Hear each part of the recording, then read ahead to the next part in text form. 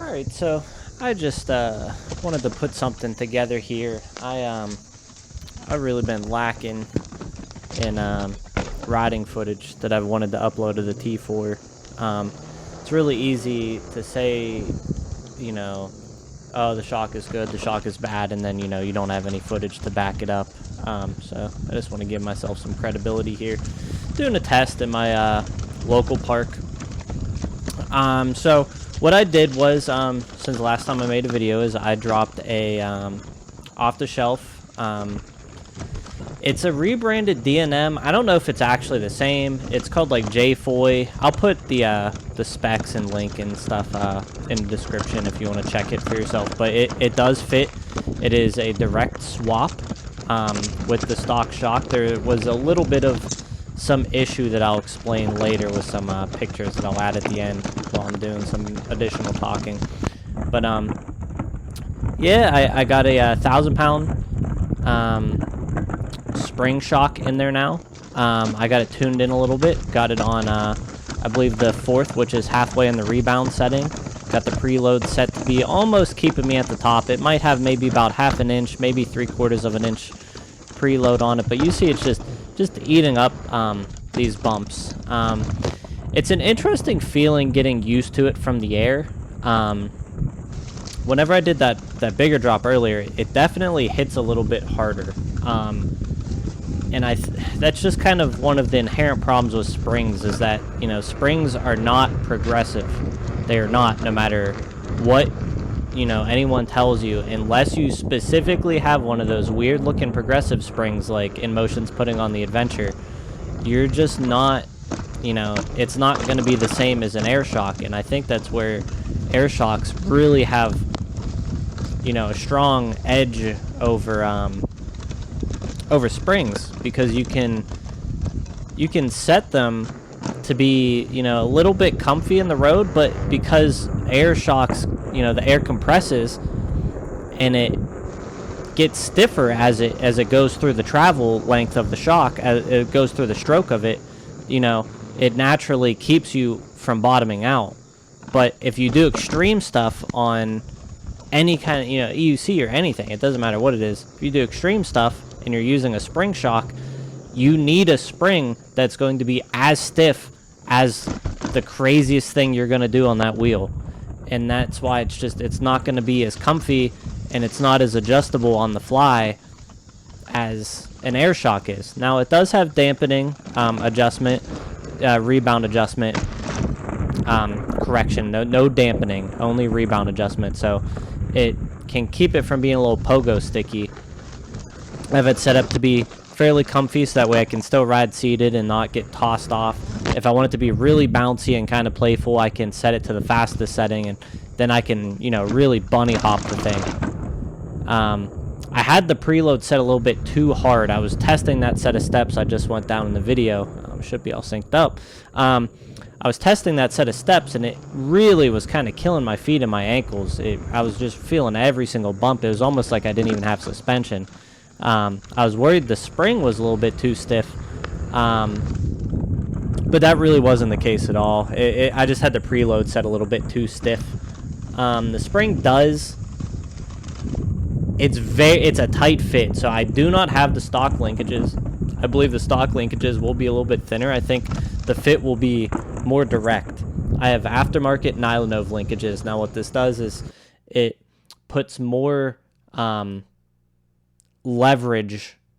It gives the shock more leverage, so that way you don't need to put as much air in it. It basically corrects the geometry a little bit.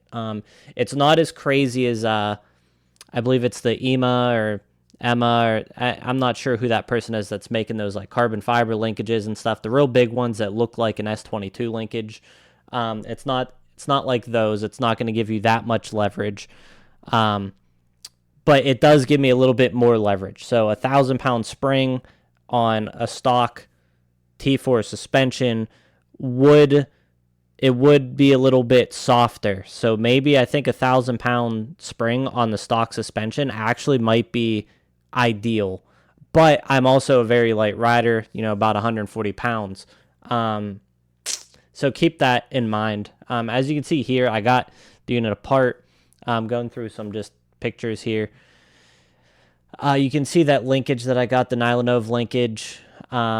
Taking this thing apart was super easy. 4 bolts. The hardest part is, getting my fairings off the side with all the Velcro. Use a putty knife. The thinner and the wider, the better. You just kind of flex it in there, and it just separates the Velcro like butter. It's actually super easy. If you're not using something like that, you're probably gonna do something. You're gonna hurt yourself trying to rip the Velcro pads apart. You're probably gonna rip the battery boxes apart. But yeah, that really helps to get it apart. Next image here. I found this off of a Marty video, and he was talking about that this shock he found was a little bit better than the other cheaper one. You can find this on Amazon.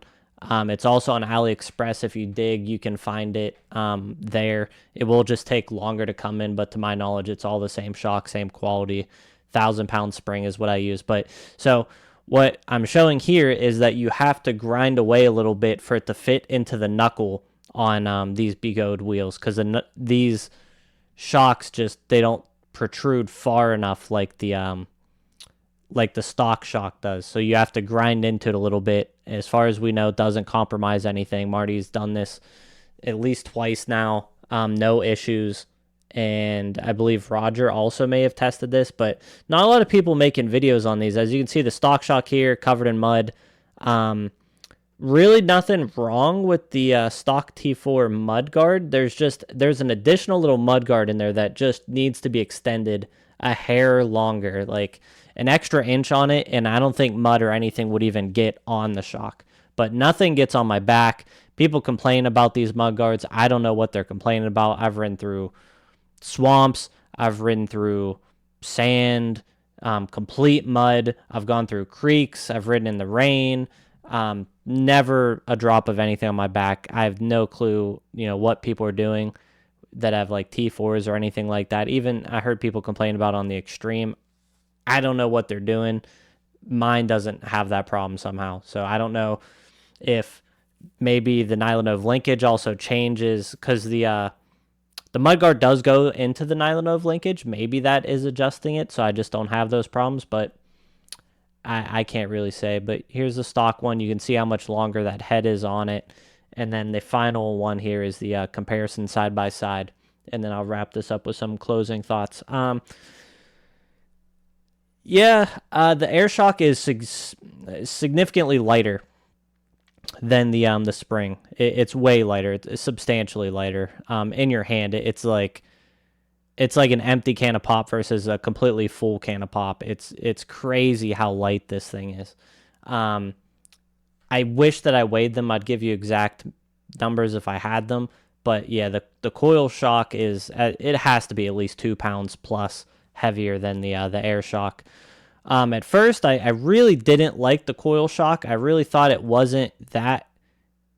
I didn't think it was all that it was cracked up to be. Everyone says, oh, coil, everyone wants coil and stuff like that. Well, I hate to tell everyone that, coil shocks is what people had on mountain bikes and all that. That's what they had for years, and then they moved to air shocks as the upgrade. So a lot of people now they're really moving away from that, and I'm not sure, that they understand that, they want to upgrade the shock from air to old ancient technology. The coil, it's heavier. It's more prone to bottoming out. Yes, it is more prone to bottoming out. People don't seem to understand that because they are not progressive unless you have a special progressive spring, which are hard to find and source. And yeah, it's just not as adjustable. You're not as free to do whatever you want on the air shock. Air shock, I could put 170, 175 in mine at my weight. Excellent for jumps and everything like that. And I jumped it, ridden trails, weeks, months.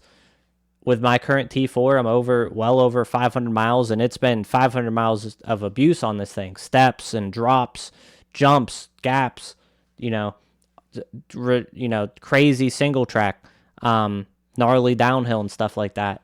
And, to my knowledge, it never leaked really a PSI of air. Maybe it lost maybe 5 or 10. It's hard to measure, but there was a point after a while that I thought maybe it seemed a little, but it might have just been in my head because I refilled it back up to the known good value, and to be honest, it felt basically the same. Because I write down all my PSIs before I disconnect. I put it to 170, no issues. Love the air shock. I think it gets a lot of hate. I don't know why it gets the hate that it does, to be honest. I think that the stock shock is not that bad. Yeah, if you're a heavier rider, yeah, if you have the stock linkage, you're going to have problems. But, if you take it's very serviceable. You could take the shock apart. It's not very difficult. You can take it apart, add a higher weight, a more viscous oil to it. That'll kind of slow your dampening a little bit. That'll help prevent you from bottoming out. You can put volume reducers in there, glue some volume reducers in there, or what have you. That'll make it more progressive. That'll keep you from bottoming out. There's a lot of things that, you shouldn't have to do that. I kind of agree. The shock should be, better at dealing with that. But the problem is just there's so much air inside of this shock that it's not as progressive as it should be. The stock shock that I have on my S18, very progressive, extremely progressive. The top end is pretty cushy, a little soft, and it really ramps up, and it gets stiff fast. I've taken that thing off of crazy jumps. I've hit jumps where I land the flat, or I almost case the jump, or I clean go over the gap and land in the valley between the two jumps, and I'm basically falling 10, 15 feet to flat on that wheel. And I never had that thing bottom out. So, yeah, I just wanted to put this together, say that, I'm going to let it rock for a while. I'll give another update. I'll do another once over, and I'll go over some bolts and things, and I'll do another video kind of reviewing the wheel, doing a close-up of it. But the TLDR is that I think that the stock air shock is pretty decent. And if you change the linkage, or you do, all you got to do is change the linkage, or you can add volume reducers, potentially add a higher weight oil, and I think that you're good to let it rock. I think it's a very serviceable shock. Is it, top of the line $300 Fox shock? No, it's not. But is it good enough? Yeah, I consider myself a fairly extreme rider, certainly more extreme than most. If you're casual at best, you're doing just city, maybe some steps here or there, absolutely it's good enough for you. If you're a heavier rider, this shock might not hold, air the best. If you're going to pump this thing up to 250, 300 PSI, of course it's going to leak air a little bit. Yeah, it's going to have some problems because it's just not made for that.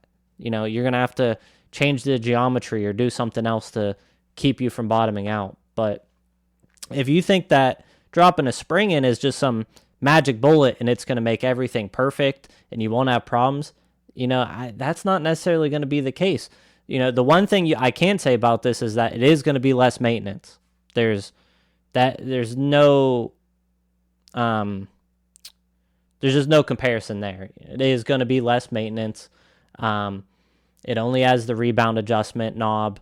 As long as I don't physically break or bend or do something to damage the shock, the spring is going to be, it's a spring. It's always going to be there. So if you are worried about leaking, you don't care about a little, air leaking and stuff like that, and air shock maintenance that you might have to do maybe once a year, maybe you'll have to change the seal out or something like that.